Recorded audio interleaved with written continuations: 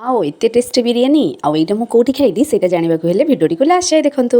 Hello everyone welcome back to my YouTube channel. आपण तो मो मिनी ब्लॉग रे देखिथिबे मु आंध्र जाइथिली। आज चलंतु मु आपन को देखिबी सेठी मु कोन सब खाइथिली। बस रे बसु बसु मु आगे गोटे चॉकलेट खाइ देली। जेहेतु हमको एबे 2 दिन ट्रैवल करिवार थिला देन हम बस डिनर पई अटकी जाइथिला गोटे बहुत ही सुंदर होटल ले जार सराउंडिंग देखि पारथुबे केते सुंदर थिला। देन एइटे थिला तार इनसाइड रो व्यू पूरा देसी स्टाइल ले बसिकी खाइ परिबे। हम एइटे ऑर्डर करथिलु रोटी सहित पनीर आउ बिरियानी। आइस को टेस्ट तो ठीक ठाक थिला। देन मु एइटे गोटे आइसक्रीम भी नै आस्तिली खाइबा को। हम पहुंची जाइथिलु आंध्र रे आउ हमर बस एठी लंच पई रहितिला। लंच रे हम ऑर्डर करथिलु बिरियानी ता सहित गोटे वेज थाली। एठिकर खाइबा तो बहुत ही स्पाइसी जेहेतु मते स्पाइसी पसंद मते खाइबाटी बहुत भल लागिला। देन आम एठी आसिकी पहुंची जाइथिलु हम होटल ले।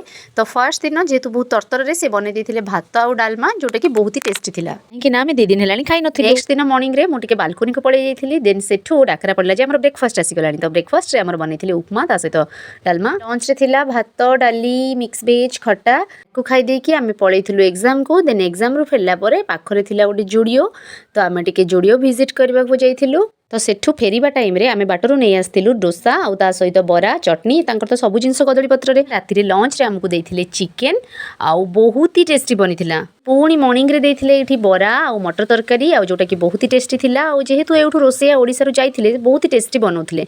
तो मु एठी बसिकी शांति रे सब को खाइ की एग्जाम जिबा को रेडी हे गली। तो लंच रे हमर से दिन थिला माछस डाली आउ भात आकु खाइ दे की आमे रेडी हे की बाहरलो जिबा को एग्जाम। आपण माने तो मोर मिनी ब्लॉग रे देखुथिबा हम एग्जाम टा जेहेतु खरा बेल टाइम रे थिला कोहंतुनी एते जोर खरा होथाय कोन आउ करबा। एठी एग्जाम रु फेरला परे हम पाखरे जहा भी स्नैक्स थिला सब एठी काढी की टिके एन्जॉय करथुलु। ता सहित सब स्नैक्स वगैरह खाउथुलु। देन डिनर रे आज टिके स्पेशल खीरी बनी थिले जोटा कि बहुत ही टेस्टी थिला। देन एइटा थिला ता पर दिन रे लंच रो वीडियो। डिनर रे हमकु देइथिले पोटल रसा सहित पांपड़ जोटा कि बहुत ही टेस्टी थिला। देन ता पर दिन एग्जाम सारी की आमे टिके बाहर को जाइथिलु जेहेतु अल्प दिन रहिला आमे तो पळैबु।